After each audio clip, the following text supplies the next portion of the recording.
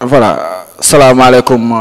ami téléspectateur yu TP TV ziar naa leen nuyu naa leen yéen ñi nga xam ne da ngeen ñuy safoo di ñu seetaan saa su ne kontaante ak mbégte la ñuy am à chaque fois di jaaxaaloo yéen di waxtaan aussi tamit ak yéen ci lépp loo xam ne dafa xew fii nii ci localité bi. Comme ni ngeen ko seetloo fan yi yëpp ñooy suñu émission tey ñu def ko face à mu nekk numéro spécial bu am vendredi comme niñ ko doon defee fan yooyu yëpp tey ñu am gan boo xam ne dañu fas yéene waxtaan ak moom muy Habib Diop nekk responsable moral mouvement bi nga xam ne moo tudd Réveil Citoyen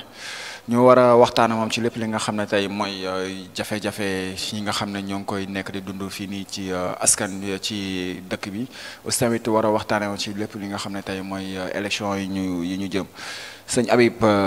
dal ak jàmm maa lay nuyu ma bàyyi nga nuyu ak mbokk téléspectateurs yi. asalaamaaleykum wa rahmatullah auzu billahi mina seytaani rajim sëñ Xalil maa ngi lay nuyu bu baax di nuyu waa commune Tivaouane Peulh Niaga bi yëpp di nuyu bépp kilifa diina ak kilifa aada bu nekk ci commune Tivaouane Peulh Niaga maa ngi lay ziar di la nuyu di la jox sa yéeguwaay. Voilà donc jërëjëf avant loolu rek di masawu Habib xam naa ne di ma ànd ak man sax masawu ñi nga xam ne tey gis nga ndox mi nga xam ne wàcc na depuis barki biig mooy wàcc fii nii ci Ndakaaru mu bëri ay impact bu mu def ci dëkk bi. tey yaakaar naa ne moom mouvement bi nga nekk tey am na loo xam ne metti na la ci nga xam ne tey ñi nga xam ne dañoo nekk situation bu metti ci fii nii ci fi ñu nekk tey muy Tivaouane Peulh ci biir commune bi mais aussi tamit nga en dehors de Tivaouane Peulh gis nga tey Kër Massar kenn mënu faa jàll ndax ndox bu bëri den masaw te yaakaar naa ne yow tamit ci kàddu yooyu ngay ñëw balaa ñuy commencer waxtaan bi. waaw suñu xale li nga wax dëgg la ñoo ngi masawu ñëpp ñi nga xamante ni bii ndox mi daf leen a yàqal mais ndox moom xéewal la te ndoxu jàmm la ndox moom xéewal la goo xamante ni bii kenn du ko dàq kenn du ko maanaam wan ginnaaw dañuy ñaan yàlla rek mu nekk ndoxu jàmm nekk ndox moo xamante ni bii aussi yàlla dinañu dimbali suñu ay kilifa xool nu ñu mën a jàppalee ñi nga xamante ni bi ndox mi dafa dugg seeni kër ñu xool nu ñu leen di jàppalee pour génn leen ko parce que inondation moom yàgg na fii ci Sénégal parce que man dund naa ko 2006 2007 2008 mën naa wax ni sax loolu moo ma indi Tivaouane Peulh parce que man koñ bi ma dëkkoon noonu la defoon daraan inondé mais dañ daan cotiser di wut ay moto pompe di xool noo xamante ni bi dinañ am ay raakool pour mën koo génne di lancer appel suñu autorités yi commencé ko par la maire mu jàpp ci gën a xam naa ni mi ngi ci démb ba léegi sax mi ngi góorgóorlu tuuti di jàppale nit ñi ci ay camion mais mu gën ko yokk rek di wax tamit son excellence président Macky Sall moom it mu xool nu muy gestoo inondation bi nga xool nu muy gestoo ñi nga xamante ni bi ay sinistrés lañ te ndox mi daf leen a sonal chaque année mu leen di sonal ñoo ngi ñaan tamit président lu mu ci mën a gestu tamit lu mu ci mën a jàpp tamit mu jàpp ci. voilà Habibou ci foofu rek sax la ñuy commencer suñu waxtaan c'est parce que da nga cité sànq maire ni nga nekkoon coordinateur mouvement Union Citoyen Buntu bi tey Cissé Ka nekkoon seen leader ci élection législative élection municipale yi ñu génn ñu baal ma. jotoon nañ ci am waxtaan mais peut-être duñu ñëw ci historique wu loolu noonu Habibou tey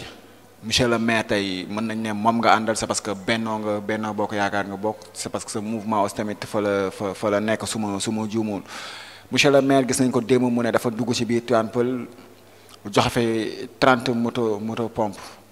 ñi nga xam ne tey moto pompe mën naa ne ay camion de vidange yi nga xam ne tey dañ fay ñëwoon 30 ci population Tivaouane Peulh est-ce que loolu war na mën a nekk solution ba moom mu koy ndamoo en tant que yow ki nga xam ne tey da nga bokk ci moom. waaw sëñ Khalil maa ngi lay ziar ci question bi di kontaan trop ci question bi ma posé parce que municipal yi ñu génnoon dama àndoon nag ku ñuy wax monsieur le maire Cissé Ka maa ngi koy nuyu au passage di ko ñaanal jàmm di ko ñaanal njabootam di ko ñaanal képp ku ànd ak moom. waaw parce que élection municipale moom ak élection législative bokkul parce que mën naa wax ni élection yi suñu mentor le président de la république moo soxla kon ñun luñ mën di jàpp dañ koy bàyyi dem jàppale ko mën naa wax ni ñun jàppale wuñu kenn président Macky Sall la ñuy jàppale parce que ñun dañu nekk ay ndaw nekk ci dëkk bi fonk suñu dëkk yaakaar suñu Sénégal gi parce que amuñu France yoruñu nationalité français yoruñu nationalité américaine kon ay nationalité sénégalais lañ yor kon dañuy fexee dëkk bi nu mu avancé ak nuñ ko jàppalee ñun xooluñu koo xamante ni bii comme li ngay wax Papis Diop ba xam mi ngi jàppale commune Tivaouane Peulh wala jàppale wu ko ñun président Macky Sall lañ jóg pour soutenir ko te mënuñu soutenir président Macky Sall te duñu jaar ci Papis Diop parce que mooy maire commune Tivaouane Peulh ñàgg di ko nuyu au passage di ko ñaanal yàlla gis nga nit bu fekkee day def dara da nga koy wax waaw góor nit bu fekkee da nga koy def wax dara da nga koy wax waaw góor donte 10 moto pompe la indi wala 30 nañ ko encouragé ci loolu te ñaax ko mu gën a góorgóorluwaat mais nit du góorgóorlu indi dara nga di ko faxastal wala nga di ko wax yenn wax yoo xamante ni daf koy découragé loo parce que 30 moto pompe yooyu am na mën naa am yow sa kër xëy na inondé wut mais am na ñoo xamante ni bi tey 30 moto pompe yooyu arrangé na leen trop daal. mais est-ce que nekkul aussi tamit balaa muy def 30 moto pompe monsieur le maire situation bi dëkk bi nekk moom moo leen ko yóbbee ak tali yi nga xam ne kenn xamul la fi defar ay tali yu weex ñu nga xam ne ñëpp xam nañu xor day téye ndox beneen bi ak latérite bu ñu fi defoon Tivaouane Peulh situation bi musul demee nii mais en 2 ans la commencé demee nii ci piste xaw ma kenn xamul piste de production lañ ko mën a wooye kenn xamul sax dafa nekkoon di yëfu yoo xam ne kenn xamul lan la ci des biir population ba pare mu leen jox 30 moto pompe est-ce que loolu sax moom war na taxaw di ko def en toute honnêteté monsieur Diop. bien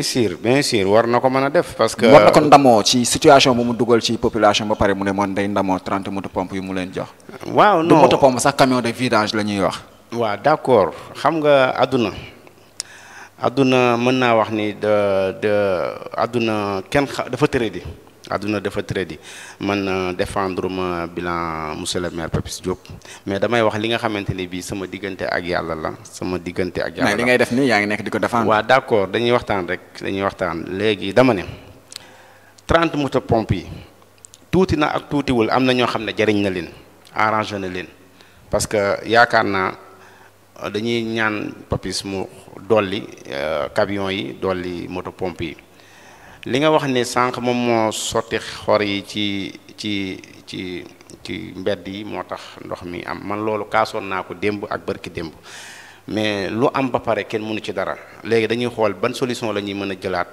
ba bu ëllëgee loolu duñu dal wala boog ñi nga xamante ni bii dañu ay sinistre lañ nekk ci ndox mi ñu xool nu ñu leen génnee man yaakaar naa loolu moo ëpp solo moo ëpp njariñ comme ça ñuy indi loo xamante ni bii ay 1 an ci ginnaaw la wala 6 mois ci ginnaaw la toujours dama koy wax sama mbokk yi dama naan leen nit bu ndox tuuroo an baax moo des fi mu toll nii dañu nekk ci dynamique boo xamante ni bi wala ñu nekk ci position boo xam ne nekkuñu di wàññente ay weex nekkuñu fi ne kii moo def lii nañu jug ñun ñëpp ñu booloo takku xool ñi nga xamante ni bi tey ji dañu loru ci ndox mi ñu xool nuñ leen ci génnee parce que du Papis Diop kese moom moo war a def loolu man Abibou Diop tey ji su ma amee sama moto pompe war naa mën a génne sama 150 000 wala 200 000 dem jënd moto pompe jaamu ci yàlla yow tamit ni ma waree yow noonu la waree parce que Mohamed Faye maa ngi dégg ne moom tamit c'est la personne morale aussi amayutu ma yeggali moom la ñu fal yow kenn falu la man kenn falu ma waaw d'accord moom la ñu fal mais nit ku nekk man loolu laay bañ a dégg chaque jour mais da kaa war monsieur Habib Diop man xam naa la yaa gën a honnête lii monsieur Habib Diop moom lu mu def da kaa war waaw da ko war force da ko war a def force daf ko war a def mais du xaar nga koy def yow waaw à sa place mais dama ne man laa wax su ma ko mënoon du ma xaar maire man koñ bi ma dëkkoon Caaroy maa ngi dëkkoon Caaroy gaar am da lay quartier Serigne Sey mën naa wax ni tey ji ci télé laay waxee ñëpp xam nañ ma daaw ma xaar maire bi turu maire bi sax xawma ko woon parce que man tey ji koñ bi ma dëkk daraan inondé mais mën nga def micro trottoir nga dem nga laajte foofu damay jënd sama moto pompe gasoil du ma xaar chaque 10 000 wala 15 000 lu ma am damay ñëw joxe tiwo dama daan gis tiwo yomb ma jënd ko ñëw indi ci koñ bi parce que man maa soxla parce que maire du lépp la mën dëgg nag maire dafa war a def li nga xamante ni moom moo ko war parce que moom la ñu fal Papis Diop moom la ñu fal moom moo ñu war a jàppale mais aussi yàlla kese moom moo gën a wóor jàppale nit mën naa am bu ko def na dofut lu doy parce que tamit aussi bu ñu waxantee dëgg mënul dajal ñëpp tey ji bu jëndoon téeméeri moto pompe dina am ñoo xam ne duñu am l'essentiel que mooy na gën a góorgóorlu ci moto pompe yi na gën a góorgóorlu ci camion ndox yi dimbali commune Tivaouane Peulh parce que sonn nañ trop. Voilà donc mais nit ñi tamit aussi nañu góorgóorlu ñoom tamit jàppale seen bopp. yaakaar naa ne ñit ñooñu ñoo ngi def lu ñu mën aussi tamit. c'est parce que ñoom suñu jëlee seen carte votel monsieur le maire Papis Diop. parce que pour mu génne leen situation bi nii ñu nekk mais tey su ma la gisee tey Habib bi ma xamoon mu nekk di layal monsieur le maire. tey c'est très difficile même ñu ñuy seetaan pour war a mën a est-ce que. non man layaluma monsieur le maire parce que Papis tey ji bu ñu tasewoon man ak moom du ma xam mën naa am man xam naa ko parce que mooy sama maire mais moom bu ñu tasewoon mën na laa wax kii mooy Habibou te man ku ma xam. ak li nga koy waxal yëpp. waaw d'accord ku ma xam waaw parce que élection lañ nekkoon. élection la ñu nekkoon parce que gisoon naa lu ba léegi nii gis naa lu ma naqari ci Tivaouane Peulh mais instant bii ñun loolu taxu ñoo jóg xam nga lan moo ñu tax a jóg législatif yi ñu jëm ñu xool naka la ñuy jàppalee suñu mentor président Macky Sall ba mu gagné législatif bi parce que dafa am danger bu mag buy ñëw ci dëkk bi te dañu war a taxaw ñun ndaw ñi ñun ñi nga xamante ni bi ñun la yàlla kàttanal may ñu xel ak xalaat ñu jublu ci xeex boobu parce que dafa am danger boo xam ne mi ngi ñëw ci dëkk bi te duñu ko nangu tey duñu ko nangu suba bu jaree sax ñu joxe ci suñu bakkan incha allah parce que dañ fi yor ay njaboot dañ fi yor doom ci dëkk yor ko ci Sénégal parce que boo xoolee Sénégal ni muy doxee nii ak Sénégal bu njëkk baaxul. xam naa ne dinañ fa ñëw sax monsieur Habib Diop léegi tey ce mouvement ñu gis nga yor benn mouvement boo xam ne yaa ngi ko tuddee réveil citoyen bi nga xam ne tey citoyen gis nga tey homme politique yaa ngi leen di nelawal continuer nelawal yow ban taxawaay nga am sa mouvement ci doxalinu actuellement ni les acteurs politiques xanaa di leen encourager di leen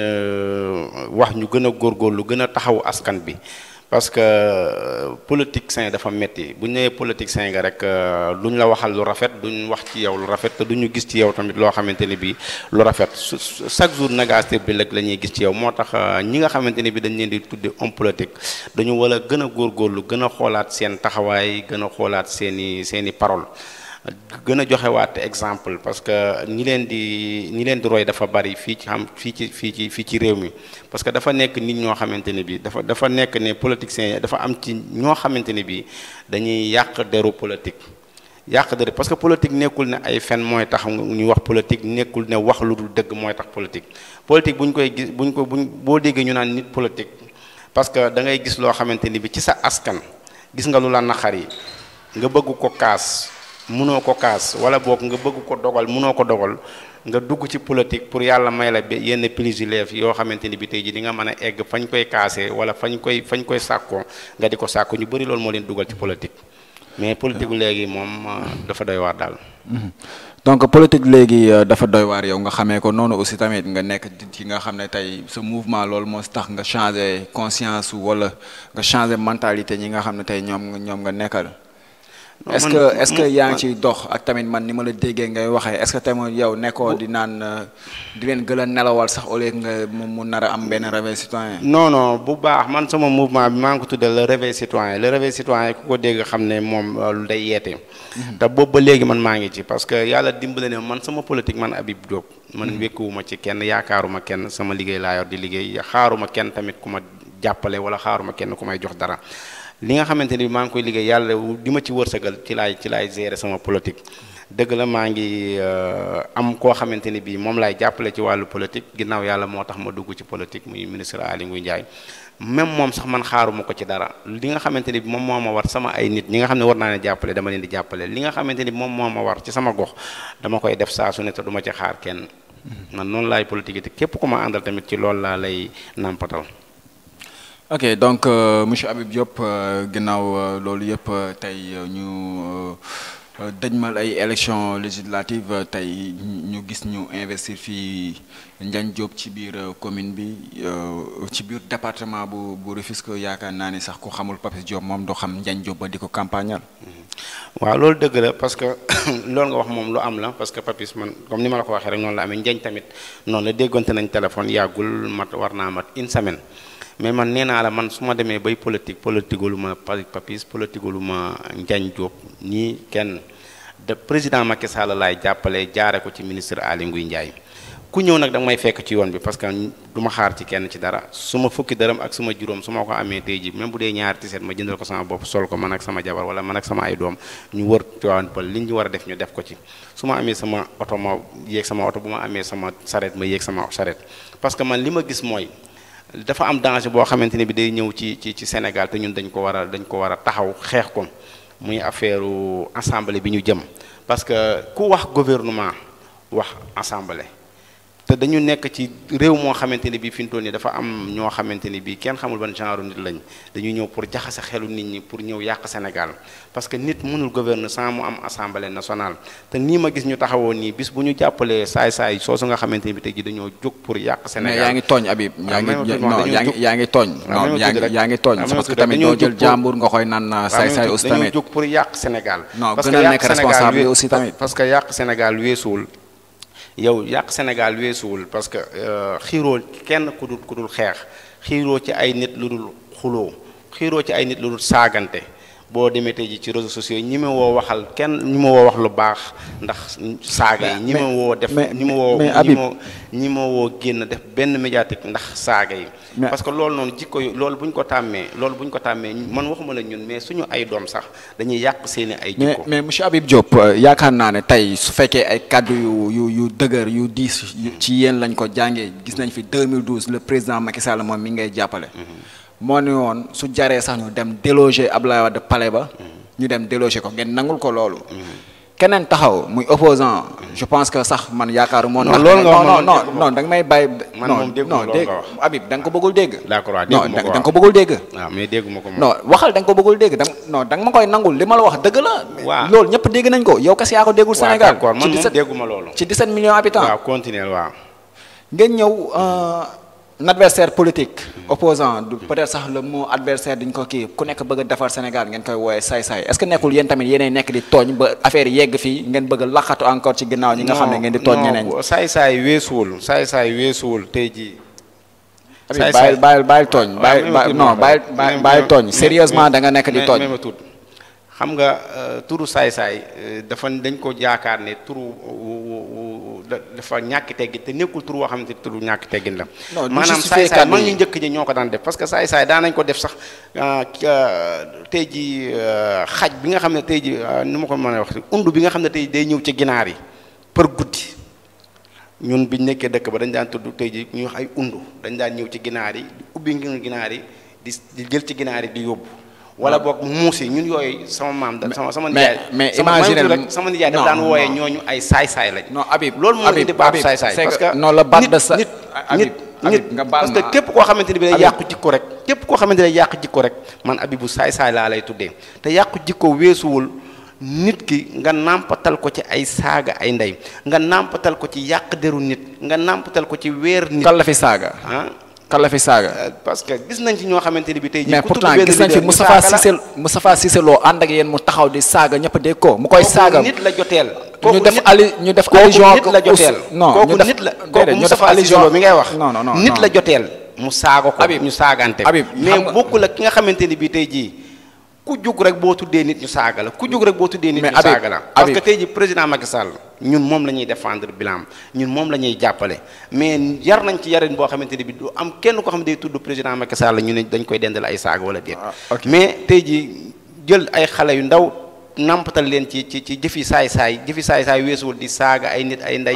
di uñu sutura ay nit koo xamal dem jëli vidéo am di ko weer loolu nit ku mel noonu saay-saay rek lañ ko mën a tuddee ok jërëjëf Habib donc pour le moment nga déglu ñu rek ñu canaliser waat encore débat bi dama ne tey ki ngay woowee saay-saay mooy Ousmane Sonko da nga nekk di ko tooñ c'est parce que dafa am tur am sant est-ce que yaa ngi dégg bu baax mosoo leen ñëw mu taxaw amul fenn foo leen dégg mu ngeen dégg ne saaga na ndey kenn amul fenn te dégg nañ ko ànd ak yéen mu nekk Moustapha Cissé Lo mu nekk ci otom di saaga nit boobu jotelu la nag Farba Ngom te Ousmane Sonko la doon saaga est-ce que nekkul yéen a tooñ mu fayu ngeen bëgg a jëlaat toor bi delloo ko yéen a ko tooñ xam nga man ak ku mu mënti doon man du ma ànd ak nit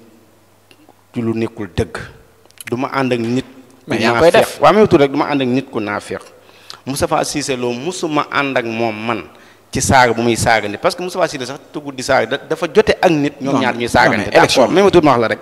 mais y a rien à voir ak ki nga xamante ni bi day def affaire de politique man Aly Ngouille Ndiaye laay jàppale mais des fois damay dégg ci moom ay wax yoo xam daf may naqari mais damaa xool nu ma mën a affronter waa ji man ak moom ci débat ci waxtaan ba ma jim koo convaincre man loolu laa gis ne mooy politique mais tey jii man su ñu woon sama leader Macky Sall ne ma Macky Sall deful lii damay xool yan argument laa mën a indi bu ko defee mën naa la kat président Macky Sall mën na waaw ma ne la kat moo fi indi TER bi président Macky Sall moo fi defal Dakar Arena président Macky Sall moo fi indi stade Diamniadio président Macky Sall moo fi inauguré aéroport maître Abdoulaye Wade président Macky Sall moo fi inauguré aéroport bu bees Dakar war Dakar war yooyu la ñuy profité quoi mais nekkul ne koo xamante ni bi tey ji du lu ñuy ndamoo aussi day nekk di saa du lu ñuy ndamoo Dakar war dafa mel ne yow tey nga war a joxe dépense kër nga joxe nga war a tabax kër nga tabax ko daf laa war kenn suñ la si santé dañ la si war a sant mais daf laa war na koy nangu mais am na président yi fi nekkoon fii te toog nañ fi ba jóge fi te li leen war defuñu ko kon moom bu ñëwee li mu war li ko war mu def ko dañ ko ciy sant gàcce ngalaam peut-être bu ko neexoon tamit mu def ni mais mënu ko mandaam jeexee mu dem non mënu ko Habib mënu ko c'est parce que xam nga fan lañ toll fi nga xam ne tey ñëpp xam nañ nan lay addina bi di doxee Habib tamit doo ñëw di défendre loo xam ne tamit man nga baal ma sincérité non man du ma défendre loo xamante ni bii logiqueul man ku ma xam ne du ma défendre loo xam ne logiqueul mais aussi dinaa wax li nga xamante ni bi mooy dëgg te yàlla tax gis nga nit ñi bu ñu leen diaboliser gis nga nit ñi bu leen kenn nax maa ngi woo mbokku commune Tivaouane Peulh ñàkk ñu jàppale son excellence président Macky Sall ñu jàppale président Macky Sall jaare ko ci ki nga xamante ne bii moom la ñu investir fii muy Ndiagne Diop ak mu investir ki nga xam ne mooy Ndiagne Diop suñu buntu ci commune bi monsieur le maire Papis Diop la kon donc ñu maa ngi ñaan bépp jeunesse bu nekk fii ñu xool li nga xamante ni mooy suñu njariñu réew li ci ginnaaw ñu fàtte ko ñu xool nu ñu mën a dooleele suñu ñu xool nu ñu mën a dooleele ki nga xamante ni moo nekk suñu kanam seen ginnaaw rafetul monsieur le maire Papis Diop ñu xool nu ñu ko jàppalee pour commune bi mën a remporter le 31 juillet li may wax mooy seen ginnaaw rafetul ci assemblée nationale bi président Macky Sall Habib sa ginnaaw rafetul ci assemblée nationale bi ñu génne seen ginnaaw président Macky Sall bu ñu yaafusee wala ñu sàggan ba mu perte ensemble ñun population Sénégal ñun ñoo ciy gën a si Habib da ngay nangu tontu parce que dafa am ñoo xamante ni dafa am ñoo xamante ni dañu taxaw ne président du liggéey ñun duñu liggéey ñoom seen objectif yépp lan la gagner président assemblée nationale lu infrastructure yu Macky Sall indi ñu baare ko chantier yu Macky Sall indi ñu baare ko projet bu président Macky Sall indi ñu baare ko ñoom jëluñu bëgguñoo gagner ensemble pour jàppale ñu ñun population Sénégal dañu bëgg gagner ensemble pour def ko xeexukaay ak seen diggante président Macky Sall ma leen di yee nag nit mënul gouverner sans assemblée nationale président Macky Sall fii ba 2024 mooy nekk suñu président. mais Habib est-ce que xam nga ne régime présidentiel lañu yor majorité président assemblée. mayaat ko majorité assemblée nationale. chantier yi nga xamante ni bii commencé na ko wala projet yi nga xamante ni bii naal na ko ñu jàppale ko ci mu eggale ko ba 2024 bu ñu yeggee 2024 nag après loolu beneen étape la. ok Habib pare nga. voilà léegi da ngay tontu suñu ay question Habib su fekkoon loolu kese la dañ lay bàyyi ci plateau bi yow kese nga dem. c'est parce que tamit ñi lay seetaan dañoo bëgg a xam ci lu ñuy wax lan la. d'accord maa ngi lay déglu waaw. donc li ngay def ni déclaration la. aussi tamit ngay mën a tontu suñu ay question su fekkee ñeme woo tontu question ñu bàyyi la fii yow kese nga def déclaration. ok dafa mel ne da nga ragal ci lu ñuy waxtaan. maa lay déglu allez-y. Habib assemblée nationale seen ginnaaw rafetu fa. ci lu bëri. nga nekk majorité mécanique. projet de loi bu président Macky Sall foree fa la ñëw jox leen ko ngeen ne assemblée nañ ko voté. c'est parce que ban projet de loi la Macky Sall for bëri na président Macky Sall ban projet président Macky Sall dama lay laaj léegi Macky Sall ban projet moom la teg muy njariñu boppam assemblée. muy njëriñu boppam. waaw dagg poste premier ministre. dagg poste premier ministre. mais loolu njëriñu Sénégal la. xam nga Macky Sall nan la nekkee njëriñu Sénégal. xam nga Macky Sall lan ngay wax. Habib nan la nekkee njëriñu Sénégal. poste premier ministre bu ñëwee kan lay liggéeyal ku dul Sénégal. léegi su ko daggee ñun lay liggéeyalul Macky Sall. parce que Macky Sall mu koy neex mu koy naqari bu fi toogee bu fi jógee yépp premier ministre daf fi am force. mais même bu fi jógee premier ministre daf fi am. mais Macky Sall kon poste premier ministre bu ko indiwaatee kay pour ñun sa Sénégal la. mais taxawal Habib dañoo amoon premier ministre. waaw. Macky xam na ci élection la ñuy jëm. waaw. mu dagg poste premier ministre boobu noonu. waaw. ñu fal ko ba mu jiite tey Union africaine. mu jiite leen mu dem ba xam ne mu ne woon mu diggoon population bi man maa daggoon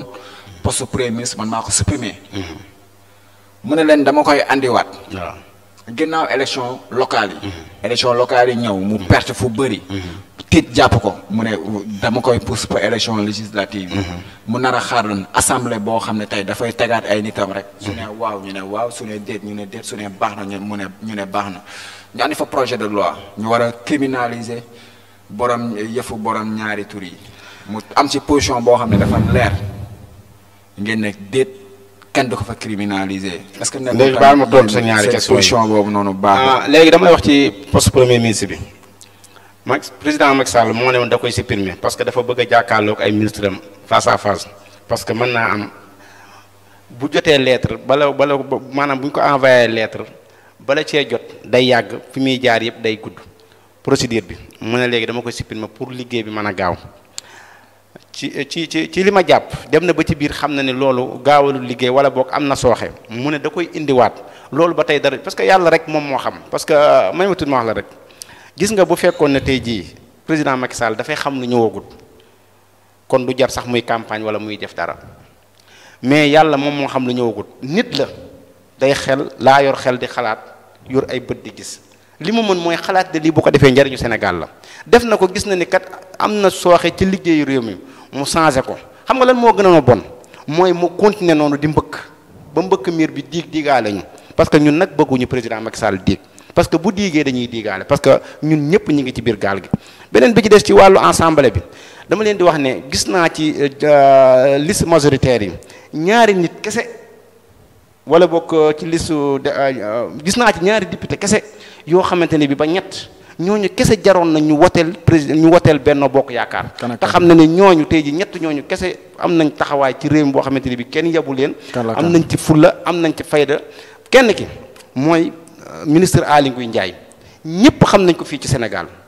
ci fulla ci fayda du Macky Sall la koy manipuler du keneen a koy manipuler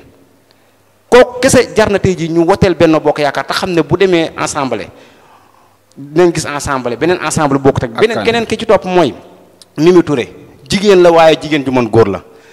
luñ ko mënti waxal xam nañ ne Mimi Touré jigéen ju am fulla la jigéen ju am fayda la jigéen joo xamante ni bii tey kooku moom Macky Sall da koy teg non dañuy waxtaan Habib dañuy waxtaan da nga cité ay tour mu ñëw foofu noonu Macky Sall su ko neexee mu dugal ko ci gouvernement bi su ko neexee mu génnee ko ci su ko neexee mu teg ko fii su ko neexee mu teg ko fële donc dafa mel ne ku nekk marionnette ci biir Benno Bokk Yaakaar parce que loolu yëpp day wane compétence am rek loolu yëpp day wane ne ku am compétence nekkul incompétence président de la République ku am xam-xam la day wane ne ku am liggéey est-ce que nekkul incompétence président 17 millions de Sénégalais lañ wax 17 millions kon bu ko Macky Sall jëlee def ko premier ministre jóge ko jox ko beneen poste jóge waat fa joxaat ko beneen poste ba tey ji yàlla di dox ay góor ay kàngam ñoo nekk ci Benno Bokk Yaakaar mu jiite leen kon xam nga ni kooku jigéen ju am fulla la jigéen ju am fayda la kon kooku xam nga ni tey jii ku ko yóbbu assemblée moom kese jaroon na ñu woteel Benno Bokk Yaakaar li ci ginnaaw nag rawti bët li ci ginnaaw nag ñett nga ma waxoon parce que assemblée bi génn keneen ki kan la ñaar nga ma citeel keneen ki mooy Amadou Ba bi nga xam ne da ngeen kaa jege di ngeen jege Aly Ngouille Ndiaye noonu ngeen jege Amadou Ba parce que tamit da ngeen jege poche Amadou Ba ku ko xam fii ci Sénégal xamoo ko déggoo ci benn wax ci benn ñàkk fayda déggoo ci rumeur déggoo ci lenn lu dul liggéey jàppale président Macky Sall am fulla am fayda gis nga dama lay wax ni tey jii xam nga ci lan lañ war a voté dañuy xool listu Macky Sall bi président Macky Sall ñi mu investir ci la ñuy xool nga xam ne ñii ay am valeur lañ ñu am personnalité ñoom la président Macky Sall investir gis nga booy investir da ngay investir nit koo xamante ni exemplaire la fa mu dëkk nit koo xamante ni nit ku diiñ la fa mu dëkk tey jii Aly Ngouille boo fa demee moom budul politique nga xam ne kii nit la ku complet macha allah yàlla ba ko ca dugg nga xool Amadou nga xool Mimi Touré ak ñeneen mais nit ñoo xamante ne bi tey jii ci télé yi la ñuy nekk di saaga ay ndey ci télé yi la ñuy nekk di xastaate en tant que leader yor ay bool di tëgg yooyu nga xam ne xale yu ndaw yi sax defatuñ ko ay am na ci droit nga nar a jiite réew mi ñu lay jiiñ ay viol ak di dem ci ay mais bi nga nee ji fu ñuy pës loo ku nekk mën nañ ko ko jiiñ nañu am fulla ñun waa Sénégal nañu am fulla am fayda xool ko am personnalité xool koo xamante ni bii tey ji dina jëmale suñu réew mi ëllëg parce que tey ji sëñ Mountakha Mbacké xalifa général yàlla na ko yàlla dolli wér te guddal fanam kenn gënu koo xam na nit te gis nga baat yi muy wax ci président Macky Sall keroog bu fa Mimi Touré demee man seetaan na vidéo yi li mu seede yi mu def mi ngi nii sama téléphone boo bëggee ma génne ko jox la ko gis nga seede yi mu def yi mu seede ci Mimi Touré ak ñeneen ak ñeneen wax da ko def publiquement vraiment dem ba egg président Macky Sall ne ko sëñ Touba laa lay booleel demal ci nga tijji ñaan def te wax ku mel noonu man naka laa koy amee di ko boole koo xamante ne bi day nekk di tëgg ay bool ak di dem ci ay salon de massage ñu di ko bës ak ay ñàkk fayda yooyu nañu am fulla am fayda xool ki gën ci suñu réew mi ñu jàppale ko président Macky Sall dañ koy jàppale mu amaat beneen mandat assemblée nationale liggéey ba 2024 bu ñu eggee 2024 nag loolu beneen affaire la ñu lijjanti ko ak moom ok donc juste rek pour ñu ñëwaat ci débat bi yaakaar naa ne Habibou moom dafa génn carrément ci débat bi xol lay waxee peut-être dafa am lu ko metti personnellement ak Ousmane Sonko te yaakaar naa ne amul kenn ku ko fi représenté donc ñu canaliser débat bi rek ci waa Benno ñu bañ a tooñ c'est parce que tamit fii ku nekk am nga droit dem salon de massage kenn du ko bañal kenn ku nekk am nga droit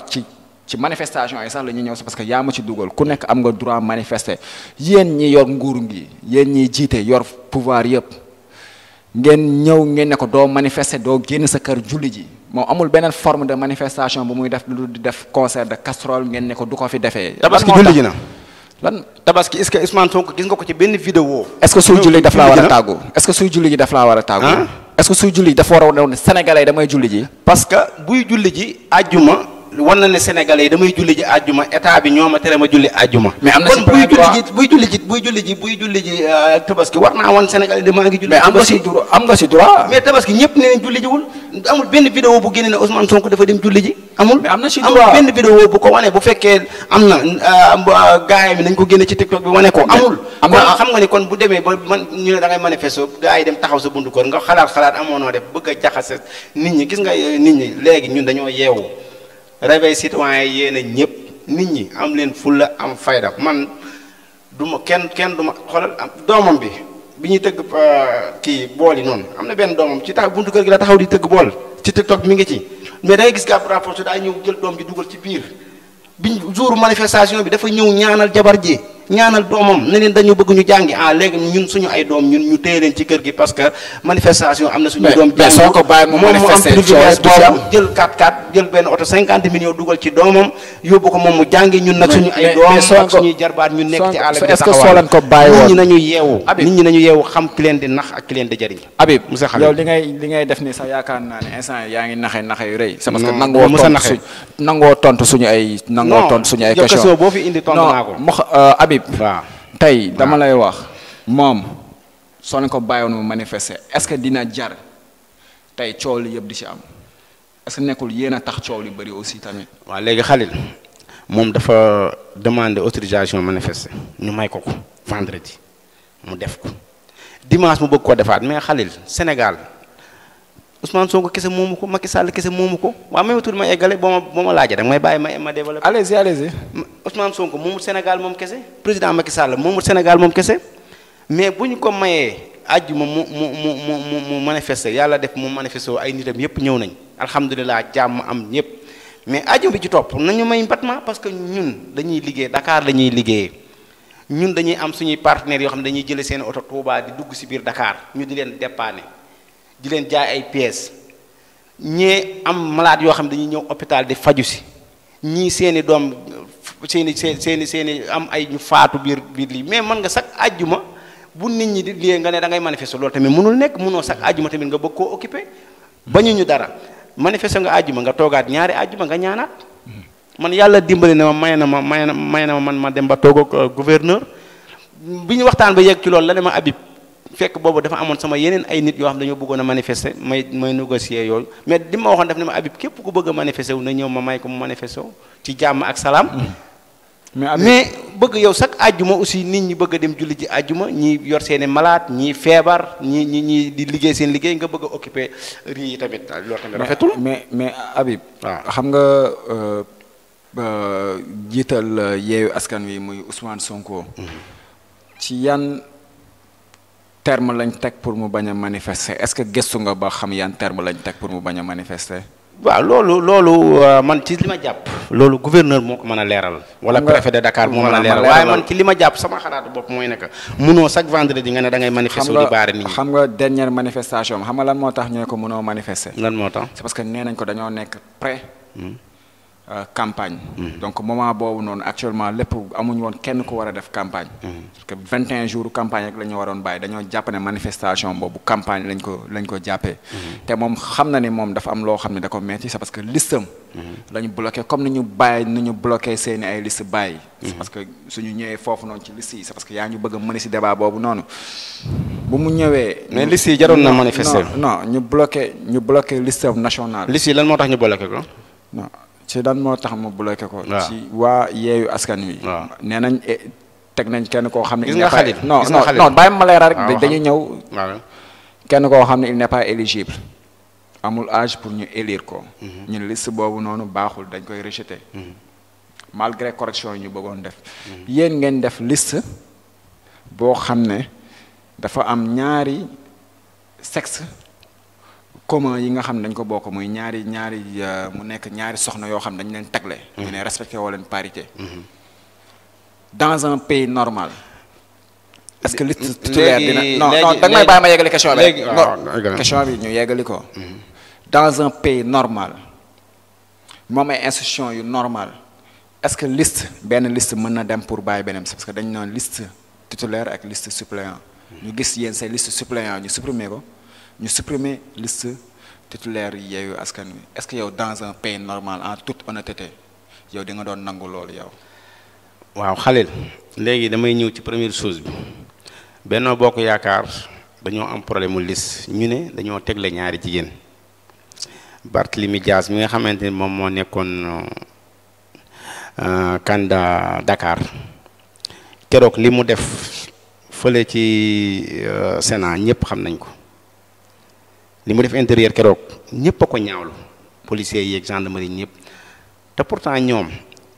tey jii bu ñaari ponkul duggee seen kër police la ñuy woo bu sàcc duggee seen kër police la ñuy woo mais lan moo tax yow ki nga xamante ni bi tey jii boo nekkee ci ay jafe-jafe wala nga am problème moom ngay woo soo nekkee ba caméra yi jël la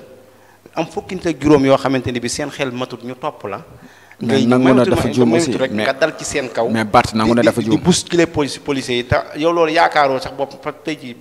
Barthélémy moom mooy maire de Dakar. mais nangu na dafa juum aussi. waaw d'accord bi loolu mais passé léegi parce que dina juum parce que Ousmane Sonko ñëw na wax dëgg gi ne leen carrément ñun ñoo tegle ñoo def lu dul yoon Déthié Fall lu mu wax bi mu ñëwee nee na dañoo changé ay listam nee na gars yi changé ay listam lii du ay listam xam nga nit ñi bu leen kenn yee damay ñaan ngir yàlla ak yonent mi zone Sénégal yeewu leen. bu leen kenn manipuler yeewu leen ngeen am xel ak xalaat même bu ngeen woteelul président Macky Sall ngeen xool keneen ku ngeen woteel mais ngeen xool bu baax ñi nga xamante ni bii dañ leen di jëmale fu baax parce que yow mënoo faloogoo di def ay njuuj njaaj di fen di ruuj di tappale kon kooku yow tey ji bu ñu la joxee suñu réew mi naka ngay def ci defar ay liste kese defar ay liste kat nga xam ne tey ji ko joxoon Sisaka ñu ko joxoon Sisaka wala Mohamed Faye léegi ñu defal la ay liste yu jaar yoon yu normal en tant que nga dem ba war a yor réew nga dem ba war a yor réew munoo defar sax ay liste yu jaar yoon ba pare ngay génn di xeexloo doomi jàmbur yi di génn monsieur Diop nga baal ñu juste rek ñu wormal kàddu yi voilà ba tey yaakaar naa man waxaguma fi dara loo xamante ni c'est parce que tamit am na ay termes yoo xam ne buñ ko utiliser waaw d'accord kon maa ngi jéggulu ci loolu mais yaakaar naa waxaguma ci benn wax boo xamante ni bi wax il faut que jeune Sénégal ngeen yeewu leen ngeen xoolaat ngeen def rikil ngeen xool bu baax fi ñu leen di jëmale ak fi ñuy jëmale ëllëg réew mi parce que réew bii réewu maam Alaaji Malick la réewu Sëriñ Tuubaa la ak yeneen kilifa yu baax yi fi nekkoon lu bari mi ngi fi daan am te amu fi woon kon nañu xool ba loolu fi daan am te daaw fi am ñu xool nu ñuy rafetoo ci suñu biir ñun ñëpp ñoo bokk ndey ñoo bokk baay ku fi amul jabaru joolaa am nga jabaru pël wala nga am jabaru soose xam naa fa la ñuy kon ñun ñëpp benn lañ nañu xool ki nga xamante ni bi tey jii moo ñuy indil jàmm ci suñu réew mi moo ñuy indil tawfeex ci suñu réew mi moo ñuy indil xéewal ci suñu réew mi ñu ànd ak moom waaye histoire ak xeex tojantey bopp rayante amul benn njëriñ. donc monsieur Habib Diop xam naa ci campagne bi sax la ñuy dugg c'est parce que gis nga moment bii nii démarré nañ campagne yi depuis dimanche bi nga xam ne moo jiitu dimanche guddi mooy à partir de 0 heure ñu dugg mu nekkoon le 10 juillet ñu gis déroulement campagne bi zone bi fii amul benn boo xam ne tey gis nañ ko fi à part tey porte à porte yi nga xam ne tey gis nañ seen opposition bi di ko def mooy waa Yewwi Askan Wi ñun peut-être ñoom lañ gis gu mais gis guñu benn yoon waa Bennoo nan ngeen di dérouler seen campagne jusqu'à présent loolu di xaar. waaw loolu moom ñoo ngi loolu moom tey ci ngoon rek yaa ngi ñoo ngi ci doon waxtaan di déglu nag suñu ay kilifa parce que Mouhamed Faye maa ngi koy nuyu au passage moo ñuy coordonné ci wàllu woowu ñun Tivaouane Peulh Village ñoo ngi koy déglu tey rek yaakaar naa ñi ngi ci xam naa balaa yàgg incha allahu rabbi danañ commencé wàcc ci terrain bi parce que ñi ngi wàcc ci terrain bi sax d'ailleurs mais maanaam dañ ko fesalut parce que ànduñoo ak ay télé wala boog dugaluñ ko ci internet bi mais campagne moom façon bu nekk mën ngaa campagne noonu parce que nit ku nekk fa ngay liggéey mën nga faa campagne fa ngay jaayee mën nga faa campagne oto bi ngay dugg sax di voyage mën nga faa campagne moom noo ko defee rek baax na porte à porte yi mais nag comme mobilisation boobu nga wax moom comme dañu am ay kilifa ñoo ngi leen ciy déglu rek ñun saa bu ñu woowee rek incha allah dinañ dem ànd ak ñoom ci liggéey. mais est-ce que yéen vous avez pas compris que actuellement ni population bi gannaaw assemblée bi fi jàll yëpp ak yéen li ngeen di woote yëpp ak li ñu gis ci seen gouvernance yëpp. est-ce que gisoo leen ni population bi moo leen nekk di bàyyi sax di leen woon ginnaaw pour. non population bi bàyyiwuñ te duñu mës a bàyyi ku xam population Tivaouane Peulh ñàkk Europe xam ne ñoom président lañ mës di voteel te ñi ngi gën di am confiance ci président parce que boo dee xool leader yi fi nekk yépp daanaka ay Benno Bokk Yaakaar lañ te mën naa wax ni tamit président Macky Sall defu fi lu ñaaw waxu fi lu ñaaw di ko wax dañu la ko président dund bi moom loo ci wàññi doyul te yow sax yaa ngi ciy góorgóorlu mais dama lay interpellé di la wax ni contrôle économique da nga ko war a indiwaat fii ci dëkk bi parce que mën naa am sax boo wàññee bitig yi ku nekk lu la neex ngay jaayee parce que kenn xamatul litre diw ñaata lay jar kenn xamatul kilo ceeb ñaata lay jar kon dafa jot président Macky Sall bu ñu yàlla mayee wér ba ñu génn ci lii daal nga indiwaat contrôle économique ñoo xamante ni bi dañuy saytu bitig yi di saytu commerçant yi bu prix wàccee ñu mën koo respecté jaam yàlla yi mën cee jëfandikoo daal. donc yéen seen campagne yaa ngi naa commencé ngeen campagne xanaa guddi ngeen koy def mooy li ma waxoon Mouhamed Faye te yéen sax am na ñu naan campagne poche ngeen nekk di def nii di def achat de conscience ci ngeen dëkk ko xam président Macky Sall ak ñu muy àndal à chaque fois ci loolu lay dox achat de conscience bu metti non loolu moom ay nitam la loolu ay nitam la parce que bu la wax président Macky Sall loolu parce que président Macky Sall boo gisee ni mu digalee gars yi pour ñu wàcce noonu ci terrain bi nga xam ne yaa xam xaalis mi lay bañ parce que dund gi seer na jamono ji naqari gisagoo fi kenn koo xamante ni bi def na benn grande mobilisation wala mu def ay meeting yu rëy comme yi fi daan am man yi ma fi gis gars yi def ay caravane boo dégloo ci internet bi ministre Aly Ngouille am na exemple bu mu joxee bu yàggul dara parce que moom nee na dafa dëkk Linguère moog waa Linguère ñoo bokk dëkk kon waa Linguère du leen jox 1 franc dañoo war a ñëw ñu ànd ak ñoom ñu bokk liggéey parce que man loolu laay wax tamit waa commune Tivaouane Peulh bu ñu xaar tey ji Papis Diop wala ñu xaar benn Mouhamed Faye ñëw wala benn Sissaka wala benn Sissoko ñëw di leen jox dara pour ñu wateel ko déedéet parce que Tivaouane Peulh su jagalut Mouhamed Faye parce que Mouhamed Faye yàlla dimbali na ko am na lu mu toogaale Sissoko bu am na lu mu toogaale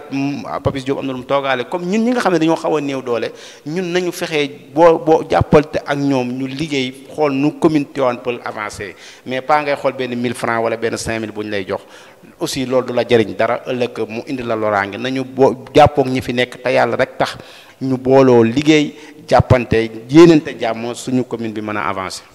donc actuellement ni pare ngeen sax pour mettre tous les moyens pour ngeen mën a def campagne bi nga xam ne tey soo leen di convaincre population bi lan ngeen di tegal pour ngeen mën a leen convaincre ak situation bi. loolu bëri na li ñu leen mën a tegal loolu bëri na. non ci assemblée nationale bi ñu génn nii. lan nga ci mën a joxe comme tey xam nga gis nga population war nañ mën a joxe assemblée nationale nekkuñu. ñoo xamante ni bi dañuy def ay infrastructure nekkuñu ñoo xam ne dañuy tabax ay étages nekkuñu ñoo xam ne dañuy tabax ay usines nekkuñu ñoo xam ne dañuy tabax ay staff mais ci défendre population projet de loi dañ fay defar ensemble liggéey xanaa xamoo ensemble liggéey yi ñuy liggéey te fesaluñ ko moo ëpp foofu yi ñuy fesal mais yi fes yëpp dara jagu ci yi fes mooy lan ban moo ci fes yu bëri comme ban da nga may wax ma toon na ca toon sànq citeel naa la ko ci voté ay loi tey ñooñu gis assemblée nationale fa la député taxaw mu ne fii ku def lii ñu génnee jaas yi loolu man dama koy ñaaw moo tax ma ne la gis nga bu ñu yàlla yóbboo ci assemblée bi ñu jëm 2022 bi incha allahu rabbi dina wuute ak ensemble yooyu fi ne parce que man boo gisee ma joxaat confiance président Macky Sall mooy nag damaa gis ñi mu tabb yow est-ce que liir nga benn bokk yaakaar seen liste yi dinaa la ko jox nga pare nga xool président Macky Sall ñi mu tabb ay nit ñu mat sëkk ay nit ñu matir la tabb ay Aly Ngouille Ndiaye ay Amadou Ba ak ay Abdoulaye Daouda Diallo ñooñu mosoo leen gis ci ay ñuy nekk ay député mais gis nga dañoo volontaire. Abdoulaye Daouda Diallo moom bu ko wax c'est parce que élection bu fi am ñoon gis nañ ñu ko doon doxalee. nga xam ne ñooñu ay nit ñu mature la nit ñu am fulla la nit ñu am fayda lañ xam nga tey ji ku ci mel ni tey ji exemple Mimi Touré wala Miss Aly Ngouille xam nga tey ñooñu ñi moo jàkkaarloo Mimi Touré moom ay ñàkk fayda wala nga leen di wax Mimi Touré tëj nit kese la fi nekkoon gis nañ fi ba tax na li passé moom nit la rek président Macky Sall li mu mën am ci yaakaar ci nit ki tabb ko nit ki nag nit boppam la parce que ensemble la nga fay wane sa kër loolu rek nga fay wane la ngay wane ensemble moom ngay wane sa kër rek parce que bu fekkee da ngaa yaree di ko wala boo nga nekk nit koo xamante ni bii lu la neex def wala nga nekk triant wala nga nekk koo xamante nit ku jubul la boo demee ensemble tamit loolu nga fay wane rek mais ñi daan baax ba tey ñi ngi baax te yaakaar naa liste bi Macky Sall présenté ñu incha allahu rabbi bu yàlla defee ñu gagné dinañ gis ensemble boo xamante ni ensemble bu mucc ayib lay doon dinañ fi gis ensemble boo xamante ni bi ensemble boo xam ne mosu fee am fii ci Sénégal lay doon mais dina def nit nekk loo xam ne luy jafe gëm lay doon c'est parce que tamit gis nañ fi seen leader moo ne woon moom tey dafay def benn gouvernance bu sobre et vertueux ci benn mu ne woon la patrie avant le parti ñu gis mu def inverse bi def le parti avant la patrie ñu gis seen biir assemblée nationale pour rek ma wax la li na jafe gëm ngeen ne changement bu ñu gëm leen ñu gis seen assemblée nationale fa la ñu gisee njaayum passeport diplomatique ci seen ay ñi nga xam ne tey ñoom ngeen di àndal est-ce que tey sax amoo leen gàcce jàkkaarloo population bi di leen wax ak waaw mooy li ma waxoon léegi moom ngay waxaat rek xam nga ki nga xamante ne bi tey day jël passeport di ko jaay kooku président Macky Sall xamu ci président Macky Sall ki mu xam gis na nit ki wan na ko njub wan na ko ni liggéeykat la wan na ko ni bëgg na réew mi mu gis ko mu koy jàppale ci wàllu politique am mu am casier judiciaire boo xam ne bu verse la boo xamante ni bi amul benn jafe-jafe mu gis ne kii mësta am lante ak yoon kooku la mën a gis am ci moom yaakaar mu tabb ko mais en tant nit ki nga xamante ni bi la nga bañ la tabbee ba pare ba nga demee la nga fay def loolu président Macky Sall yàlla mi nga xam ne moo ñu sàkk sax daf ñuy bind ba pare ñun ñu nekk ci leneen lu ñu neex duñ ko lijjanti duñ ko faale waxuma la président Macky Sall l'essentiel que daal donc ay nitam weguñu ko nga xamante ni bi li passé moom passé na mais liste bii mu ñu présenté moom doy nañu te am nañ ci yaakaar te gis nañ ci ay nit ñu mature ñoo xamante ni bi tey ji bu ñu leen yóbboo suñu ensemble incha allahu rabbi li ñu bëgg ci Sénégal dinañ ko am. tey ki ñu tabb tey ki président Macky Sall tabb mooy seen leader mu nekk leader Benno Bokk Yaakaar tey mu tabb Ndiagne Diop yaakaar nga ne tey lan la war a mën a apporter commune bi ci nga xam ne tey su représenté commune bi ci assemblée c'est parce que tamit même si que daaw assemblée bi jàll. liste nationale la demee woon ren ñu investir ko pour mu représenter liste départementale yow lan nga jàpp ne tey war na ko war a mën a andi assemblée ci wàllu commune bi ak ci wàllu département wu Rufisque. waaw mu xool ngor gi nga xamante ne bii waa commune Tivaouane Peulh Niaga wala département Rufisque jox nañ ko di ko nuyu di ko ñaanal yàlla may ko wér di ko ñaanal mu gagné département Rufisque bi yépp di ko wax ne ko bu ko yàlla yóbboo mu dem ensemble mu delloo ñi nga xamante ni bi ñoo ko doon jàppale te xamuñu ko ñi doon xeex ngir moom ñi génn seen alal di ko def ngir moom mu xam ne tey ji commune Tivaouane Peulh tamit soxla nañ lu bari ci courant ci ndox ci ay yoon jeunesse bi soxla lu bare bari lycée soxla stade lu bare bari loo xamante ni bi commune Tivaouane Peulh Niaga soxla na ko parce que ñun fii la ñu dëkk di ko wax ne tamit mu gën a góorgóorlu ci taxawaayu assemblée nationale bi ñu fexe ba lépp loo xamante ni bi dañ ci taqal département de Rufisque ñu bañ ko cee gis loolu rek la ñu am lu ñu koy wax. tey soo waxee loolu dina doon loo xam ne aussi tamit ma répété samay baat yu dina jafe gëm. parce que tamit Ndiagne Diop nekkoon tey ki nga xam ne ci assemblée la nekkoon mu amoon sa taxawaay. da nga ko fa déggal dara lu ñaaw assemblée. wala da ngaa dégg ñu ne Ndiagne moo fa wax lii wala moo fi def lii lu ci lu ñaaw wala ci loo xamante ni dañ koy xeeb Ndiagne Diop ku am fulla la man. Habib seen rek laa am ci moom. mais nit ku am fulla la. Habib. duñ ko mën di wax nit ku am fulla la dañuy bàyyi aussi tamit ñu laaj la nga tontu ñu. wala ñu changé. non yow yaa ma laaj ma ne la ndax Ndiagne Diop da nga koo déggal dara lu ñaaw. wala da nga dégg ci mu ensemble mu taxaw fa taxaw boo xamante ne bii ñu pare rek ñu mën a dégluwante c'est parce que ñu ñuy seetaan lu bëri dafa lëndëm seen bopp te da nga continuer di ko gën a lëndëmal. comme lan yaakaar naa ne tey fii soo fi toogee c'est parce que pour nga leeral. comme lan moo leen dem seen bopp. ni ngay waxee ni nangoo ñu déglu nangoo tontu suñu ay questions. donc Habib ñu ñëw rek juste. voilà maa ngi lay déglu kay vraiment. voilà wax dëgg maa ngi lay déglu. ñu ñëw juste rek ci nga xam ne tey Ndiagne Diop taxawaay bu mu amoon assemblée nationale bi passé. tey démb fii la Mohamed Faye toog fi nga toog. mu génn ñu nee ñu gis na ko benn yoon mu défendre commune bi. ci 7 ans aussi tamit Habib est-ce que loolu yow en tant que nit ku nga xam ne da nga dëkk ci commune bi est-ce que jàpp nga ne loolu tey moom waroon na am taxawaay boobu. est-ce que xam nga ni man damay dem assemblée loo xamante ni bii plénière man damay dem personnellement man Habib dem di ko seetaani parce que dama xam dama am ay xaritu député Ndiagne Diop mi bi ma soxlaa numéro sama benn xarit député moom ma ko jox te mën naa laa limal ay député yoo xamante ni bii ay collègue am lañ sama ay xarit lañ may ma tuuti ma wax la rek. non c'est que sama ay xarit lañ. ci taxawaayu Ndiagne Diop ci 7 ans yi passé gis nga assemblée nationale. taxawaayu Ndiagne Diop ci 7 ans yi passé moom laa lay wax. mu défendre benn yoon commune. moom laa lay wax xam nga. tey bu fekkoon ne plénière yëpp xam nga maanaam bu fekkoon ne plénière yëpp yi ñu fay def dañ koy génne télé te gisuñu fenn fu mu tuddee commune Tivaouane Peulh bu boobaa ñun ñu mën koo critiquer mais boo dee xool plénière yi baree bari ay 5 6 lañ fay génne wala bu ñuy voté budget yi en général lañ koy génne mais tey ji bu fekkoon dafa am caméra cachée boo xam daf koy topp durant 7 ans gisuñu fenn fu mu wax ci Tivaouane Peulh bu ko defee ñu mën koo critiquer mais plénière yi ñu duñ ko fekkee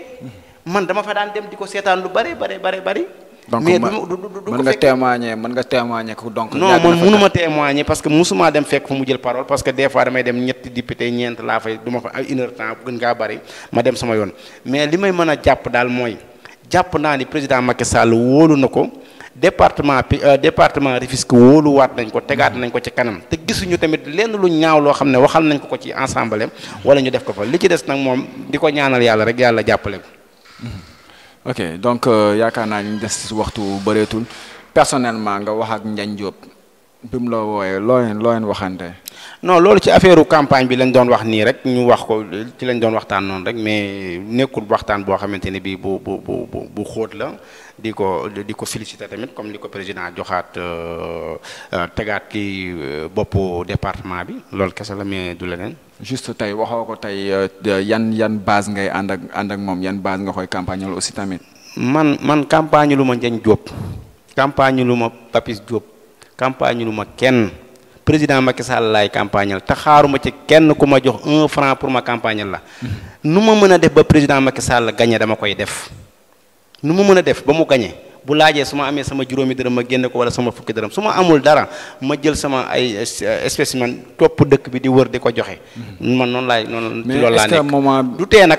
tey jii ku ma woo ne ma kaa ñu ànd ñu liggéey wala boog ku ma jàppale tamit ci liggéey bi tamit ma ñëw ànd ak yow liggéey.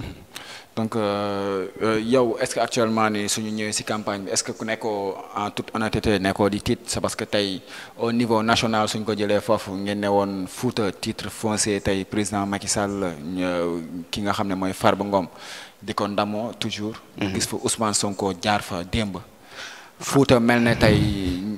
ñëpp Sonko lañ donc yaakaar naa ne tiital na leen. xam nga Sonko ñan ñoo ko toppoon ñiy dégg Sonko te mosuñu koo gis. ban firnde nga ci am Habib li ngay dem na Linguère te man maa la wax lii nañu fi yàlla yóbbu ba 31 juillet ba élection ba résultat yi génn nga xool ba xam Sonko am na Matam dara wala am na Linguère dara tey ji man Sonko bu ñëwoon fi damay génn dinaa génn taxaw xool ko nga génn keneen génn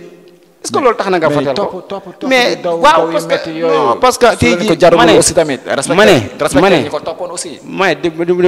dama lay expliquer rek xam nga man vérité wu ma le 31 juillet soreetul bu dee Sonko am na dara Matam dina leer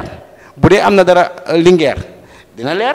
mais est-ce que doo rafetlu yàlla yóbbu ak jàmm rek. mais est-ce que tamit yéen waroo leen toog ngeen ne voilà peut-être gisoon nañ tey ñi fa doon ñëw. opposition bi da doon jaar foofu noonu kenn du génn. amul fii gis nañ ko fii. amul gis nga ma wax la benn affaire gis nga amul benn politicien buy dem ci dëkk te du am ñu ànd ak moom amul benn politicien buy dem ci dëkk te ay nit dañ ko topp campagne bi nii tey jii benn affaire laa lay xamal campagne municipale yi rek moom laa pour doy na firnde si soxo bu day mitin fii sa koñ day fees dell bu Mohamed Faye ñëwee mu fees dell bu Papis Diop ñëwee mu fees dell mais le jour si ci la ñuy xam kan moo gañe jouru vote ya ci la lépp di leer. campagne moom noonu la da ngay gis ku dem ci fukki leader ku nekk bu demee day déyu ba fees mais le 31 juillet dañuy xam kan moo la man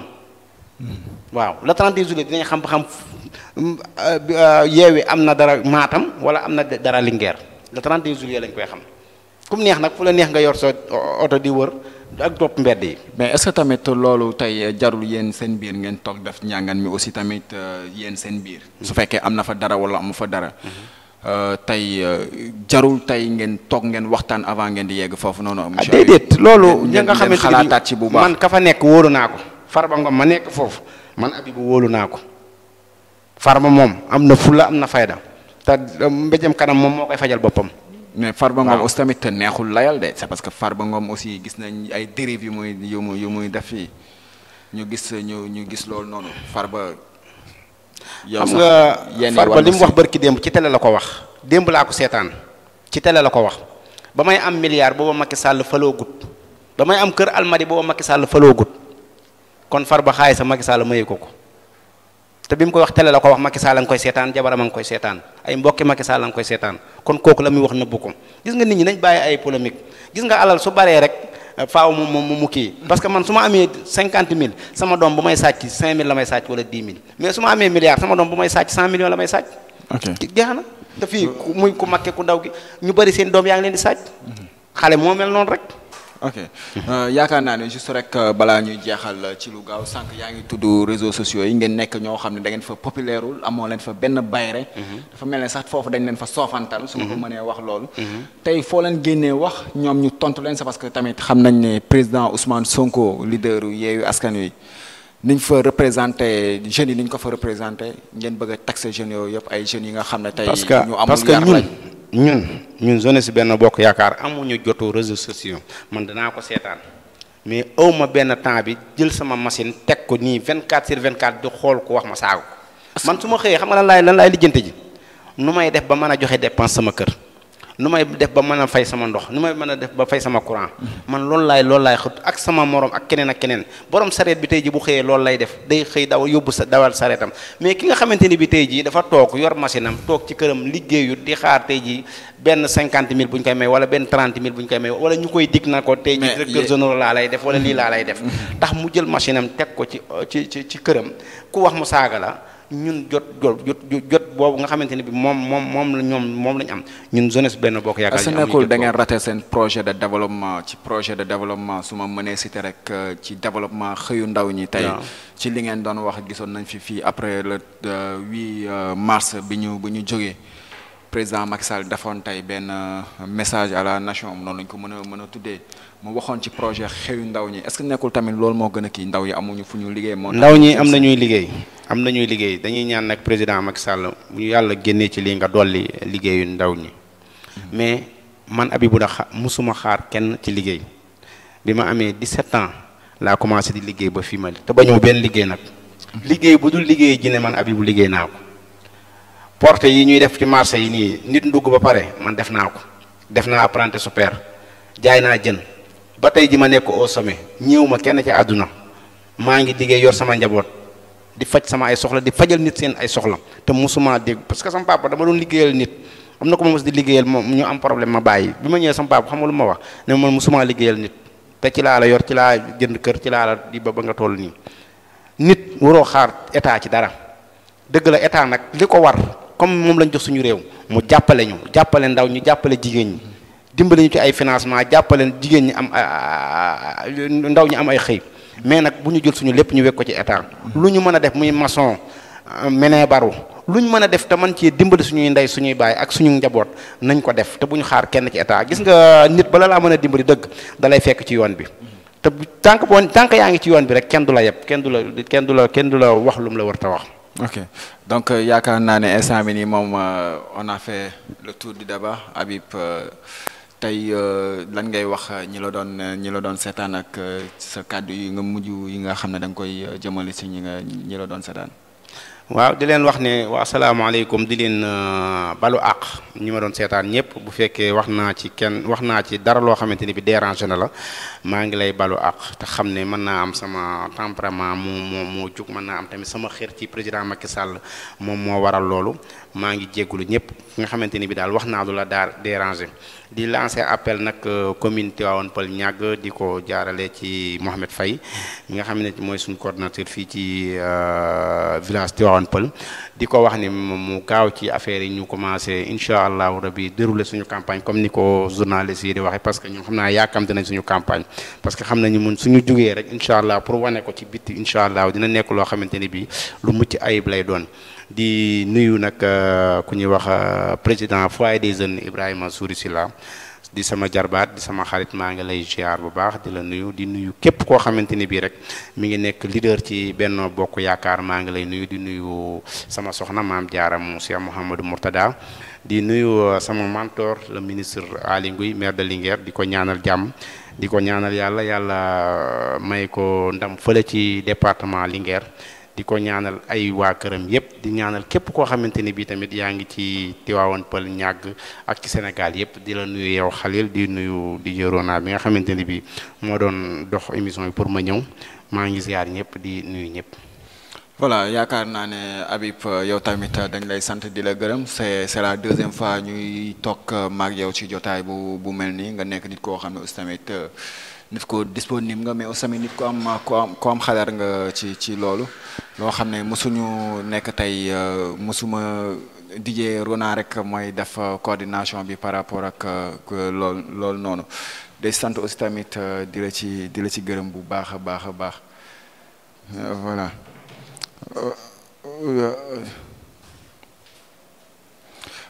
Voilà donc aussi tamit di la ci sant bu baax di la ci gërëm